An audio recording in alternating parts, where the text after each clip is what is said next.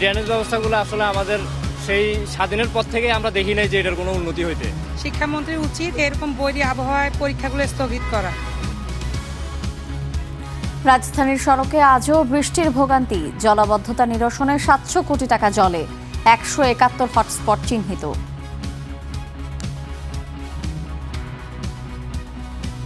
এই মুহূর্তে সরকারের উচিত টাস্কফোর্স গঠনের মাধ্যমে নগর সরকার ব্যবস্থার মধ্যে দিয়ে যেখানে জবাবদিহিতামূলক একটি নাগরিক বন্দোবস্ত থাকবে। বন্যা পরিস্থিতির উন্নতি, আশ্রয় কেন্দ্র ছাড়ছে মানুষ, সুপেয় পানি, খাবার সংকট, এবার শঙ্কায় রংপুর সিলেট অঞ্চল। এবং 5 বছরে 25 কোটি গাছ লাগাবে সরকার, বরিশালে প্রধানমন্ত্রী। খাল খনন এবং তা পরিষ্কার রাখার উপর জোর তারেক রহমানের। সমগ্র দেশের মানুষকে অনুরোধ করব, আসুন আমরা চেষ্টা করি যেখানে সেখানে আবর্জনা যেন আমরা না ফেলি।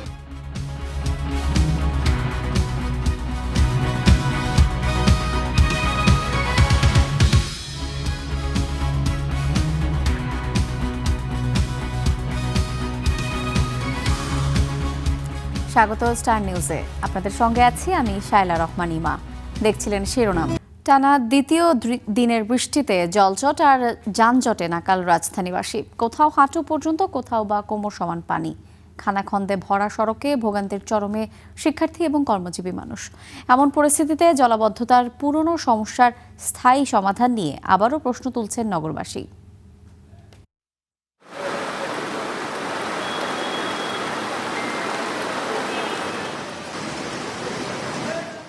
দুদিনের টানা বৃষ্টিতে বন্যার আবহ রাজধানী জুড়ে।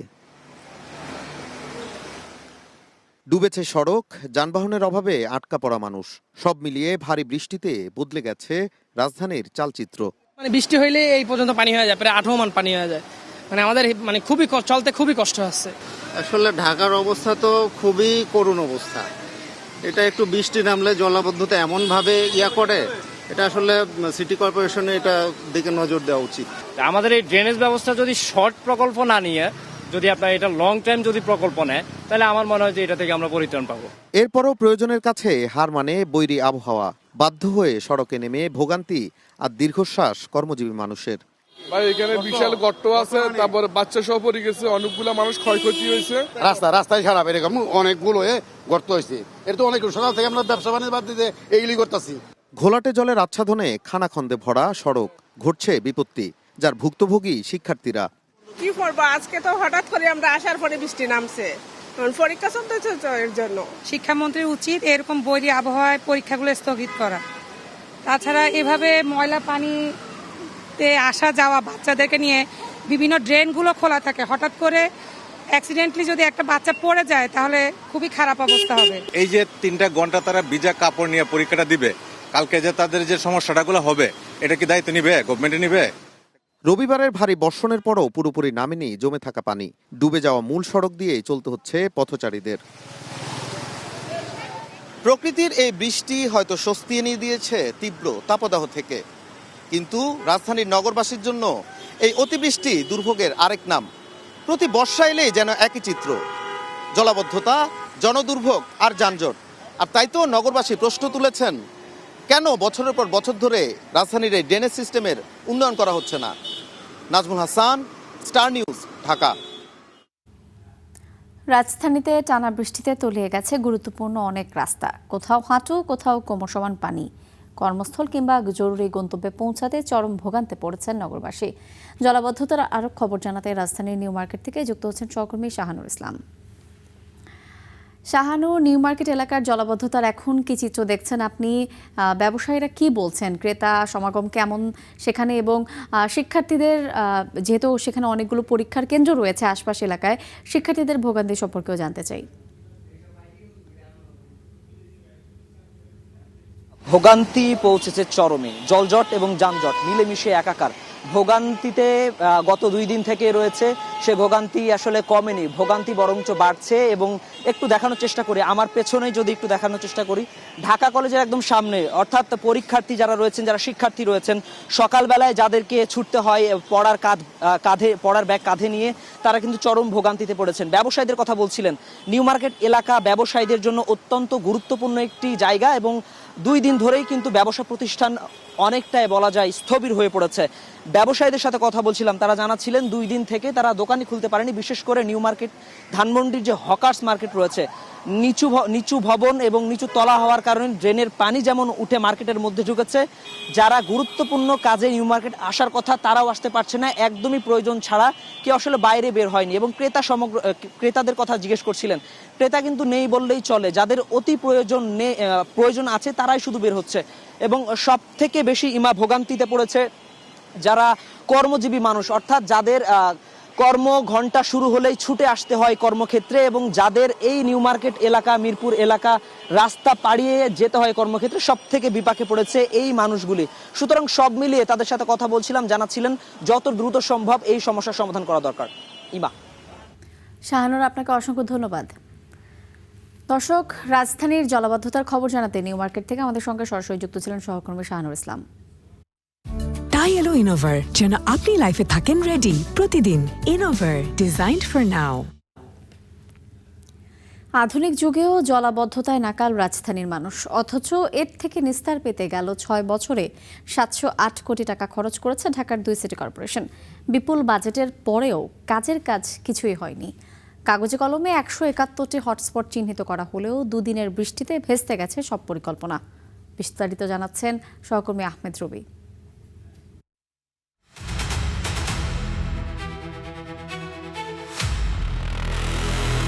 সব খাল বন্ধ করে দিয়ে তিলোত্তমা শহর করে 1 ঘন্টার বৃষ্টি ঢাকা শহর সহ্য করতে পারে না। ঢাকা যেন এক অচেনা নদী, একদিনের টানা বৃষ্টিতেই তলিয়ে গেছে ঢাকার অধিকাংশ এলাকা।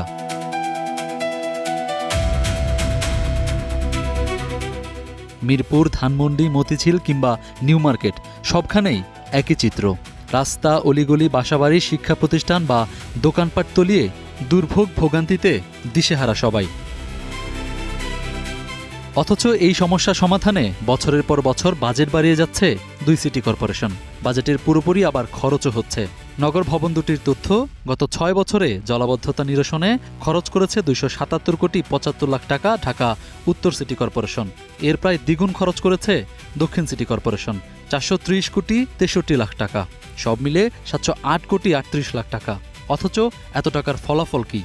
যখন বৃষ্টি আসে তখনই শহরের মধ্যে এরকম পানি। মানবিক জীবনযাপন সম্পূর্ণ স্থবির হয়ে পড়েছে শুধু জলাবদ্ধতার কারণে। কাজ শুরু হয় কিন্তু কাজটা প্রপারলি হচ্ছে না।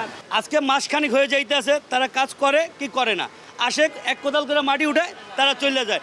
শুধু তাই নয়, ঢাকা ওয়াসা থেকে খালের দায়িত্ব নেয়ার পর উত্তর সিটিতে 138টি এবং দক্ষিণে 33টি জলাবদ্ধতার হটস্পট চিহ্নিত করে পরিকল্পনা নেওয়া হয়। সেই অনুযায়ী খরচ হয় টাকা।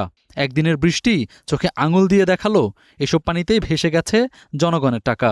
এরকম নগরী আমাদের কাছে কাম্য না।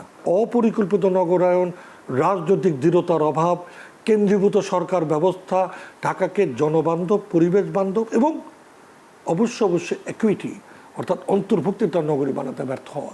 এই মুহূর্তেই সরকারের উচিত টাস্কফোর্স গঠনের মাধ্যমে নগর সরকার ব্যবস্থার মধ্যে দিয়ে যেখানে জবাবদিহিতামূলক একটি নাগরিক বন্দোবস্ত থাকবে। সিটি কর্পোরেশনের কর্মকর্তারা বলছেন, জলাবদ্ধতা সমাধানে যে পরিকল্পনা সেই ধারণ ক্ষমতার চেয়ে অতিরিক্ত বৃষ্টি হওয়াতেই পানি সরতে সময় লেগেছে। বরাদ্দকৃত টাকা সঠিকভাবে খরচের দাবি কর্তা ব্যক্তিদের।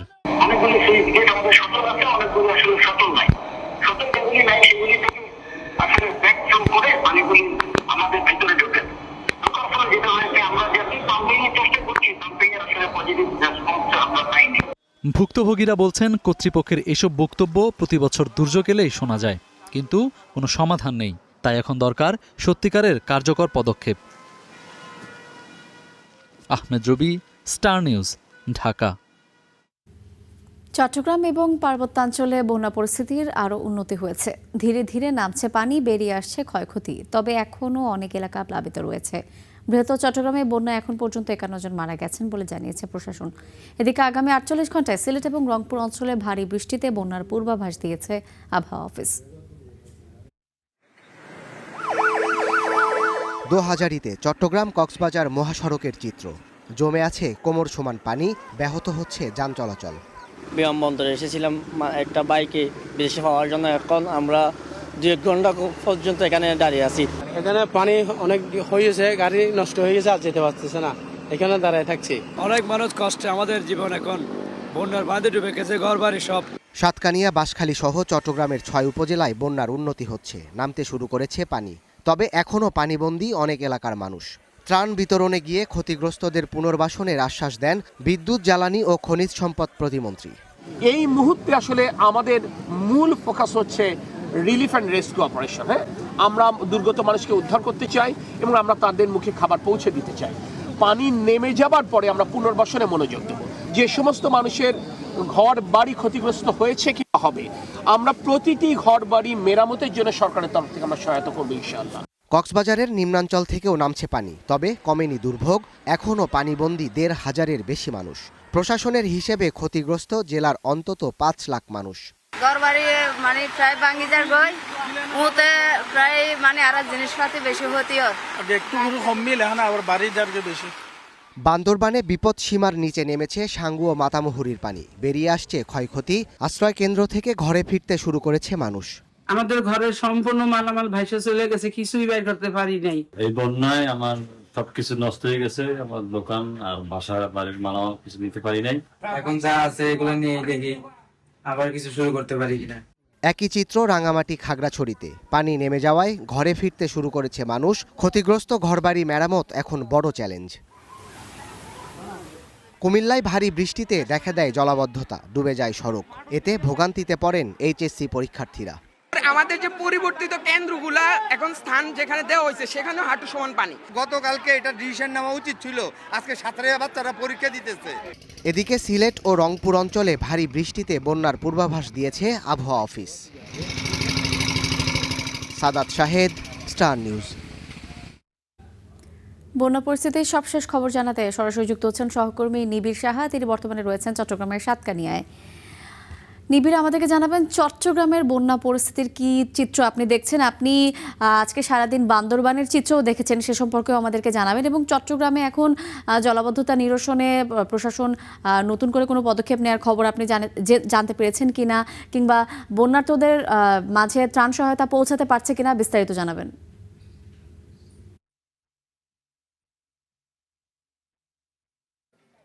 ইমা, আপনি বান্দরবনের কথা বলেছেন। বান্দরবনে কিন্তু বন্যার পানি নামতে শুরু করেছে, পাশাপাশি সাঙ্গু নদীর পানি কিন্তু এখন বিপদসীমার নিচ দিয়ে প্রবাহিত হচ্ছে এবং সেই সাথে বান্দরবনের নিচু যে জায়গাগুলো রয়েছে সেই প্লাবিত যে স্থানগুলোর থেকেও কিন্তু আসলে পানি নামতে শুরু করেছে। তো এখন আমি আছি চট্টগ্রামের সাতকানিয়ায় এবং এখানে যে পরিস্থিতি যদি আপনাকে দেখায় যে এখানে কিন্তু আসলে যে বন্যার পানি সেটি কিন্তু এখনও আছে, তবে এটি কিন্তু নামতে শুরু করেছে এবং গেল কয়েকদিনের তুলনায় কিন্তু আজকের যে পরিস্থিতি সেটি কিন্তু আজকে দুপুর থেকে কিন্তু আমরা রোদের দেখা পেয়েছি এবং সেই সাথে আজকে কিন্তু তেমন বৃষ্টিপাতও হয়নি, যার কারণে কিন্তু আসলে বলাই যায় যে ধীরে ধীরে যেহেতু বান্দরবন এবং উজানে বৃষ্টিপাত হচ্ছে না এবং পাহাড়ি ঢল নেই, ভারী বৃষ্টিপাতও নেই, সেক্ষেত্রে কিন্তু হয়তোবা অল্প কিছু দিনের মধ্যেই কিন্তু আসলে এই যে বন্যার পানি সেটি কিন্তু নেমে যাবে। এখন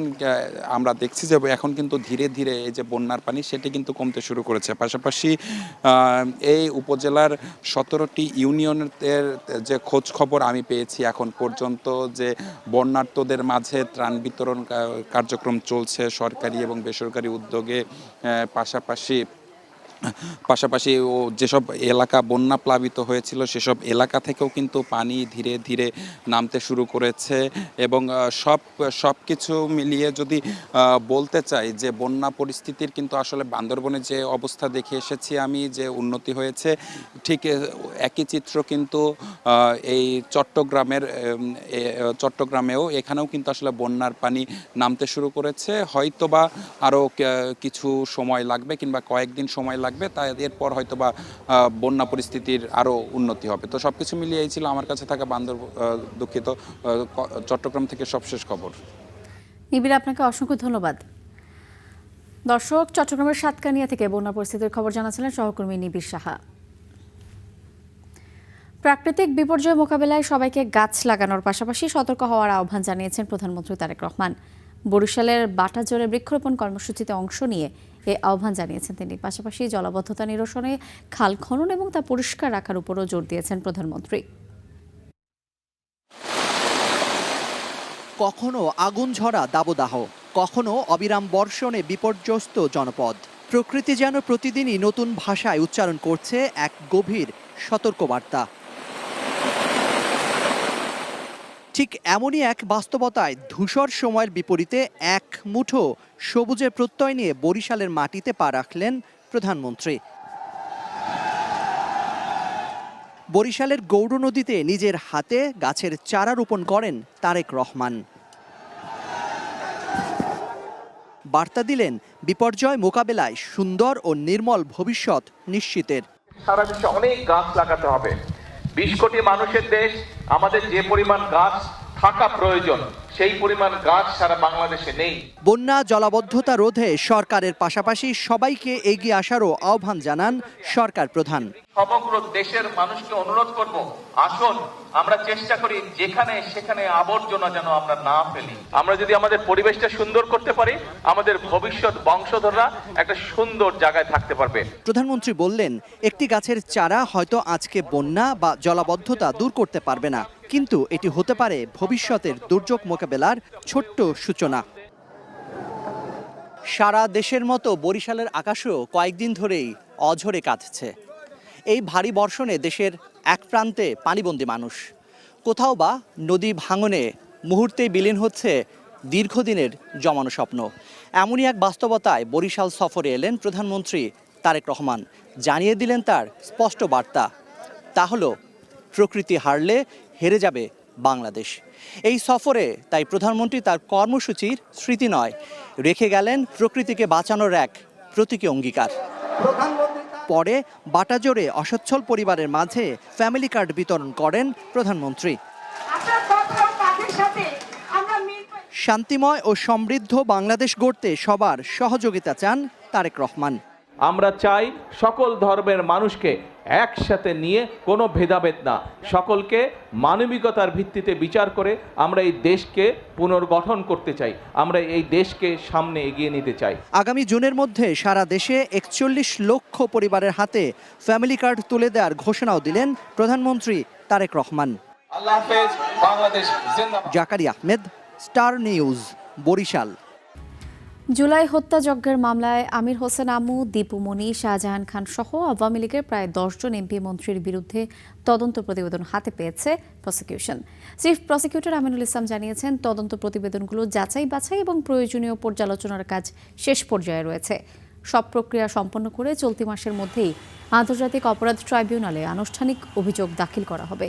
তাদের বিরুদ্ধে জুলাই আগস্টে সংগঠিত অপরাধে ঊর্ধ্বতন কর্তৃপক্ষের দায়ে অভিযুক্ত করা হয়েছে বলে জানিয়েছেন তিনি।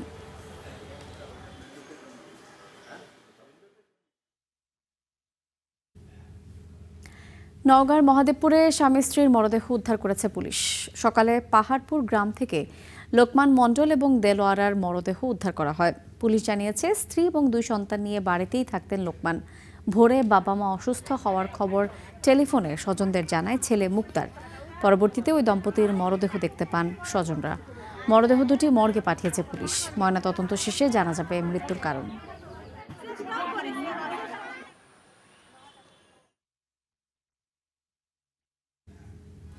এই ছিল স্টার নিউজে। এতক্ষণ সাথে থাকার জন্য ধন্যবাদ।